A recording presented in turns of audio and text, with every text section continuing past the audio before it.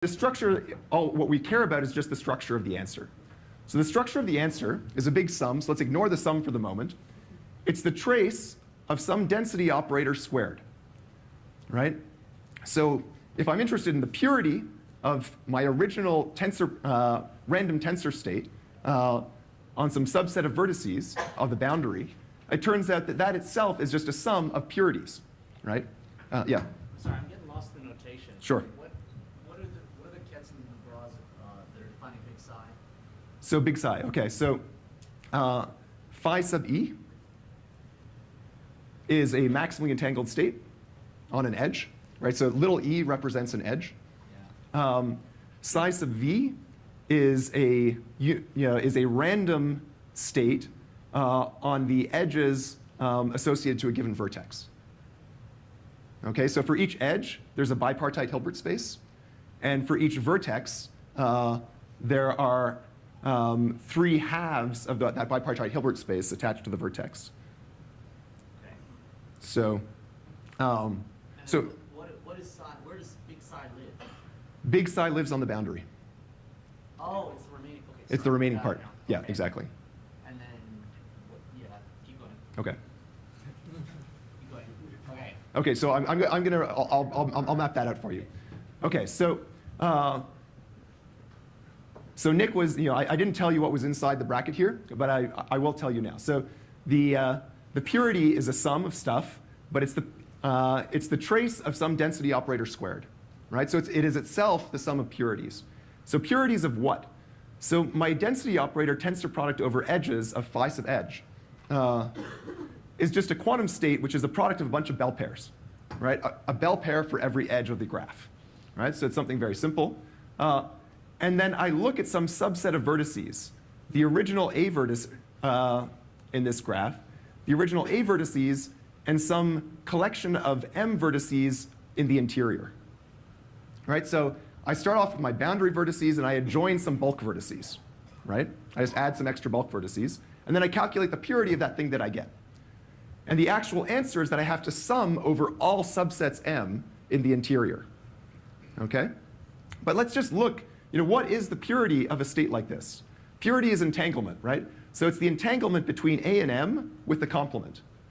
That's just going to count the number of bell pairs that cross between A and M and the complement, right? It's the size of the cut, right? So this purity calculation, it's a sum over all subsets of an amount to, a purity corresponding to the number of bell pairs crossing the cut. So C of A union M is the size of the cut between A union M and its complement. So if I was writing this as a Renyi entropy, it would just be log D times the size of the cut. What's D? D is the bond dimension. So these were rank D maximally entangled states. Yeah. So I had big D was the dimension in ADS-CFT. Little t is now a bond dimension in this setup. Now, if I make the bond dimension very large, then this sum is going to be dominated by the min cut, right? And as we saw on the previous slide, in this graph, the min cut is the area of the minimal surface, right? And what that means is that the expected Renyi entropy, and this extends to the von Neumann entropy, is actually the Ryu-Takayama formula for the entropy, minus some little o of 1, some vanishing correction, or some correction that vanishes in the limit of large bond dimension. And so in this random tensor model, you recover the Ryu-Takayama formula precisely, and you actually you saturate this upper bound that when you have a tensor network of this type, the most entanglement you could get would be min cut times log D, and that's what you get exactly here. And so from this perspective, the origin of something like the Ryu-Takayama formula would not be a mystery if the state is arose from a process like we just described. How does the bond dimension have to scale with the size of the system? Good question, Aram. Yeah, so this is something that we have some analysis of in our paper, but we only have upper bounds. And in the case of a totally general graph, the requirement on the bond dimension is horrible. It has to scale exponentially with the number of vertices in the graph. Right. That's all we can hope for. But if the geometry is say a square lattice or something, then you get polynomial scaling as an upper bound, and it could very well be better. So I don't want to go too much off the rails here, but it turns out that you can rephrase this purity as looking like a partition function for a ferromagnetic Ising model. And then these minimal surfaces are then domain walls between sort of in a magnetically ordered system. And so there's some relationship between the order-disorder phase transition in the Ising model, and log dimension is the inverse temperature. But you're not interested in a general graph, right? Aren't you interested in this particular, ADS? Right, we're ADS and so we're not. So I'm speaking about ADS. The context. So I want to talk about ADS CFT. We're actually interested in holography, say for flat space, right? Which is more like where we live. But what we're definitely interested in sort of ordered, regular graphs as opposed to completely unstructured things. Maybe, can I suggest we keep some of the questions for the end of the talk so that Patrick can get to the point? And then, there'll be time for questions afterwards. All right. So this has an interpretation in terms of something called the entanglement of assistance. So this state psi was constructed. So now my picture is a little bit different. I have a line for each bell pair, and then I have a projection on each vertex inside these black dotted circles. And so you can interpret those random projections as measurements, right? That you start off with a quantum state, which is a bunch of bell pairs, and then you do some measurements on each of the inside each of the collections that I've drawn here. And so as Ronald was describing yesterday, you might imagine some situation where you want to build a quantum repeater network, right? So there's Alice and there's Bob, and then there's V1, V2, V3, and V4, right? There's some intermediate stations. And suppose you manage to make a bunch of bell pairs between intermediate stations like this, and you ask the question, what's the maximum amount of entanglement that I can establish between A and B? That type of question was studied back in 2005, and even earlier, under the guise of something called the multipartite entanglement of assistance. And so there you could start off saying, well, I might have a state which is more general than a bunch of bell pairs, just some general quantum state. And I might allow arbitrary LOCC protocols between Alice, Bob, and all the people who hold these internal vertices. And we could still ask the question, what's the maximum amount of entanglement that could be generated between A and B? And there's a very easy upper bound on how much entanglement could be generated, right? So any LOCC protocol is weaker than just saying, well, maybe I would take the quantum state of V1 and the quantum state of V2 and give those to Alice and allow her to do anything she wants. And the quantum state of V3 and V4 give those to Bob and allow Bob to do anything he wants.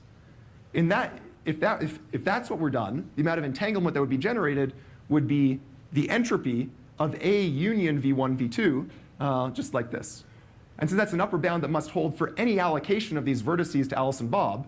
You get an upper bound on what's this multipartite entanglement of assistance that looks like the min cut, right?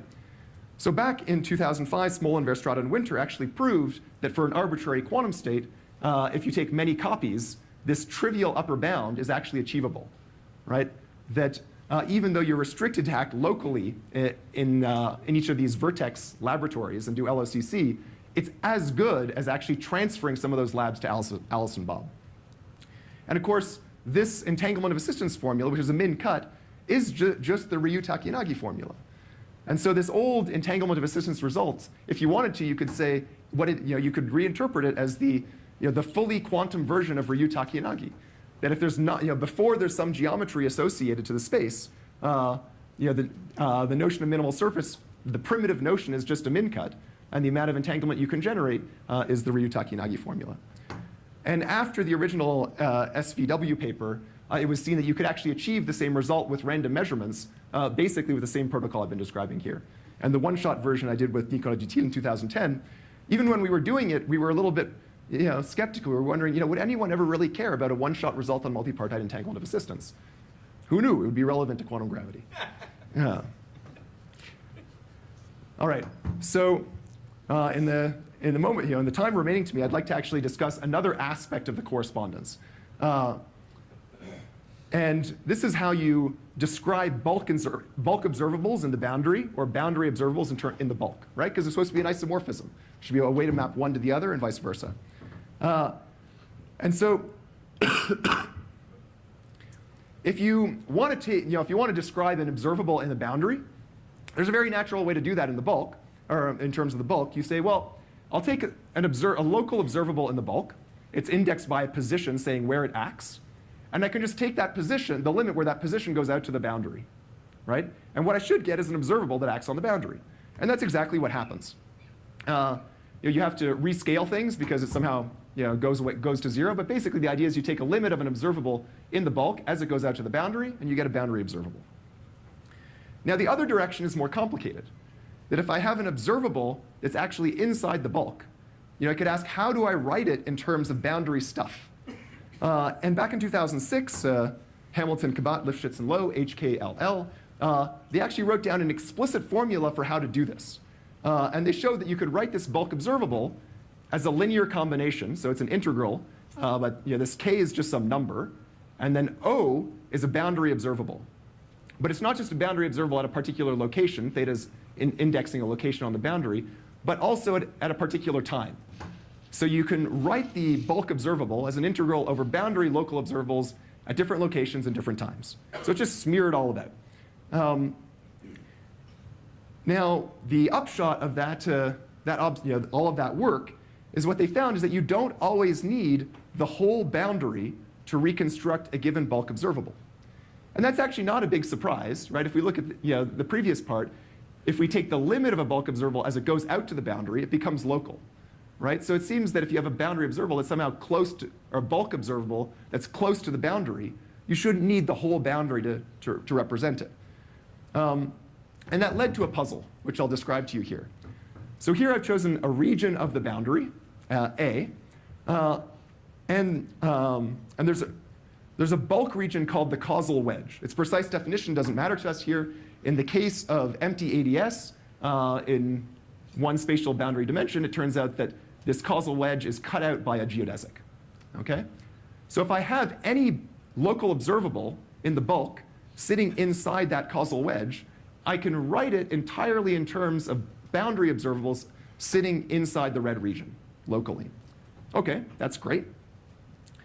Now, That's not approximate. actually, so these things are always approximate, but very, very, very good approximate. Yeah, but there's always some tiny, teeny epsilon. Yeah. So now I can think about the situation where I have an observable deeper inside the bulk, and I can write a causal wedge that contains it. So I have to take a bigger A, and now I've drawn the causal wedge. And I see that this complement of A is not required to reconstruct the observable phi 2, right? So but I could then fix my observable and rotate A around the circle, right? And I see that the first A complement's not required, so the observable has to act as the identity there. It has to act as the identity in the second A complement, and all the A complements all the way around. It has to act as the identity everywhere, right? So it has to be a trivial observable. But that's a contradiction. My observable might have been, is it a cloudy day in this location, which I call Banff today, right? It has an answer, yes or no, right? It's not, it's not a trivial observable. And so this was puzzling, right? This was puzzling to people who were thinking about ADS-CFT. And there's a resolution, which is that this reconstruction doesn't work for all of the boundary states, right? That this procedure of HK, L, and L sort of assumes that the geometry has a particular form and then goes along from there. So it only works if you think about small perturbations of a given geometry. That is, it only works for a subspace of boundary states, right? It's a quantum error correcting code, right? That if I take this region here, I could take two anti-commuting observables, an X and a Z, and code a qubit. I find that I only need this region A to reconstruct that qubit. And I have logical operators that only act on A. But if I have an erasure code, I could have logical operators that act somewhere else, right? As long as it overlaps with A. And so the structure of ADS-CFT and the reconstruction of boundary observables is really that what's going on is there's a kind of quantum error correcting code at work. And any given reconstruction only works for a subspace of the states. And so the physical Hilbert space is going to be the CFT Hilbert space. The code subspace is going to be some local perturbations of a given fiducial state in the CFT representing, say, empty ADS or a black hole geometry or something like that. And the bulk operators are actually logical operators acting on the code. And that's why you can have different bulk operators having exactly the same effect on the boundary state, because you're only talking about what happens in a subspace. So it's not the same that gauge invariance works and the gauge invariance works in the boundary. I'm sorry, my hearing's not good. The gauge symmetry of the boundary theory would be the same thing? Oh, so issues of gauge symmetry. Yeah, so in this, at the level of this story, gauge symmetry does play an important role, actually, but I'll discuss it. We can discuss it offline afterwards. All right, so starting from there, Fernando Pastowski, Benny Yoshida, Fernando's going to speak later this morning, Daniel Harlow and John Preskill, then constructed an explicit quantum error correcting code that realized that this sort of idea had many of the right properties. And in particular, their construction got the quantum gravity community very excited because this HKLL construction of bulk operators in terms of boundary operators from 2006, which was the best story going, only worked inside the causal wedge.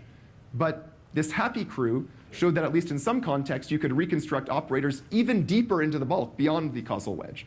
And the fact that, and they have an explicit way for doing that, got the quantum gravity string theory community excited. If we use random tensors, we can do even better. We can reconstruct even deeper into the bulk for a given region of the boundary, but we give up the explicit decoding of the happy paper.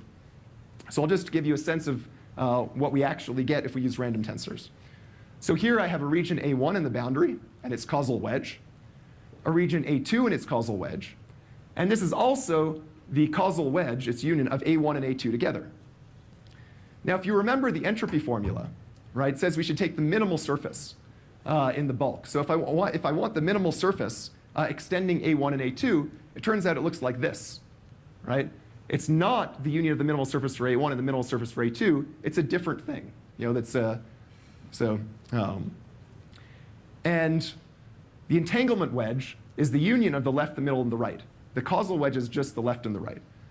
And so the HKLL construction would allow you to reconstruct the causal wedge. In terms of random tensors, you can reconstruct anything in the entanglement wedge. So we now suspect that in the actual ADS-CFT correspondence, a given region of the bulk is a hologram of much more, of the boundary, is a hologram of much more of the bulk than we had previously thought. This calculation in the context of the random tensor model just amounts to calculating some mutual informations, and I won't go into detail about how that's done. So we can do much more with these random tensor models. We see phase transitions that look like the appearance of black holes. We can calculate correlation functions, yada, yada, yada. There's, of course, lots that we can't do. We don't have causal structure. We don't have time. We don't really understand in detail how the emergence of bulk locality, but these are all things that we'd like to incorporate into the model, not necessarily in the hope that this gives us a true model of quantum gravity, but we have a model in which we really understand in precise detail everything that's happening, and there are no mysteries. There's no black box. So we can really sort of have a picture that everyone can understand of what ADS-CFT or holography is, and then eliminate the conceptual mysteries of the conjectured correspondence which people work with. So I think I'm running out of time here, and so I'll just indicate lots more interesting stuff is happening. On Thursday, Michael Walter is going to give a talk about the structure of holographic entropies. Ning Bao, Adam Buland, and Stephen Jordan wrote a very interesting paper about query complexity consequences of some modifications of quantum mechanics associated with trying to resolve the black hole information paradox. There's something exciting called complexity equals action. And I'll just, what I'll do to end the story is just again mention some work done by other people, Lashkari, McDermott, and Van Ramsdonk, and then following up on there, that addresses the following question. So for a long time, people have been trying to quantize gravity, right? Like if you have a system, like an electrical circuit, and you want to ask what happens if we turn it into a superconducting circuit at low temperature, you just quantize the classical Hamiltonian. And for a long time, that was thought, that's what we should do with gravity. We have some classical description, we should quantize it. And what we're seeing now is actually that's not the right picture, that gravity emerges from quantum mechanical consistency. And that can even be made precise, these people made it precise in the following way.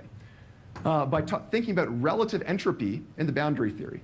We all know relative entropy has to be non-negative, right? It turns out that the non-negativity of relative entropy is it implies Einstein's equations. Very quickly, the story is the following. So the fact that relative entropy is non-negative means it looks like this. So its derivatives are all 0, right? At the minimum, right? So if you think about the relative entropy of rho plus a perturbation against rho, that gives you an equation, right? And the form of the equation is that the change in entropy, which we've seen is a geometrical quantity thanks to Ryu Takenagi, is equal to some change in an energy-like quantity. And if you've ever encountered Einstein's equations, they're of the form geometry equals energy. They're precisely of this form. And so if you take Ryu Takenagi and you apply it to all different shapes and sizes of boundary regions, and you do it in different reference frames with different Lorentz boosts in the boundary theory, what you find is you can recover Einstein's equations to linear order. And that's all you could expect because you only did this to linear order. And if you go to higher order, you actually get constraints beyond Einstein's theory of general relativity on what classical geometries are consistent with having quantum mechanical origin.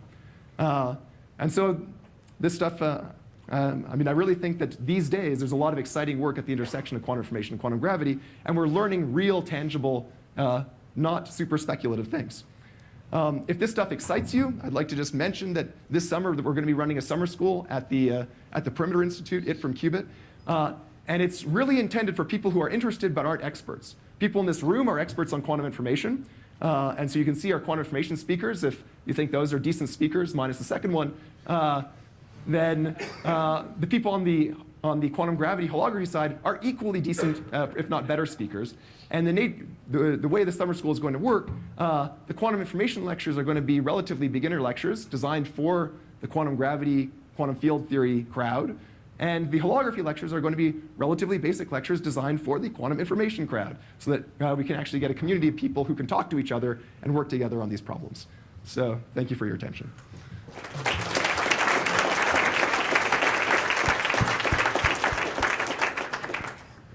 So we have time for 2 or 3 questions. I know there's at least one pending question, maybe. I don't know if you want to follow up or other questions. Mark? So you mentioned that non-negativity of relative entropy implies Einstein's equations.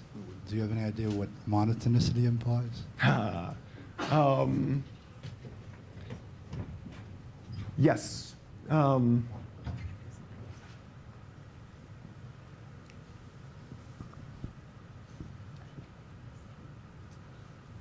So Nima Lashkari has written a paper precisely about this question. And now I can't remember if this is the result that's implied. I could be wrong, but I think monotonicity is part of the story required to. So there are these conditions that people use in general relativity, like they're called energy conditions, sort of excluding certain types of pathological matter. And they're necessary to prove things like the singularity theorem of Hawking and Penrose, that the world started in a Big Bang, right? But they're not required by GR, they're just assumptions. But it turns out that at least some average version of those types of restrictions can be derived in this context. And monotonicity is part of the story used to derive them.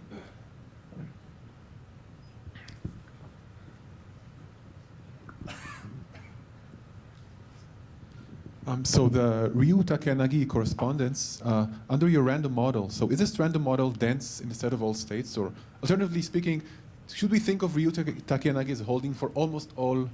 No, it's the opposite. Oh, okay. So only very special states are going to be of the CFT will be associated to smooth geometry. So, for example, the ground state of the CFT corresponds to empty ADS.